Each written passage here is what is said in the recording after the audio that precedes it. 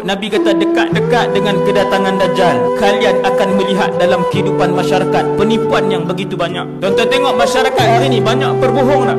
Penipuan dan pembohongan hari ini dalam internet, di tempat kerja, dalam masyarakat, dengan jiran, dalam keluarga, berdarah daging dalam kehidupan masyarakat. Setiap hari mesej-mesej tipu atau fitnah atau sebar aib orang ni penuh, sebar merata. Tetapi fitnah dan tipu itu apabila sampai kepada orang yang beriman, maka dia akan berhenti di situ.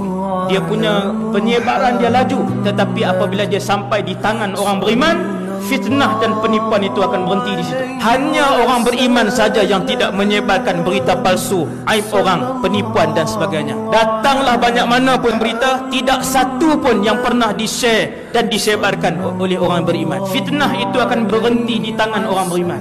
Jaga-jaga tuan-tuan. Hasbunallah wa ni'mal wakil.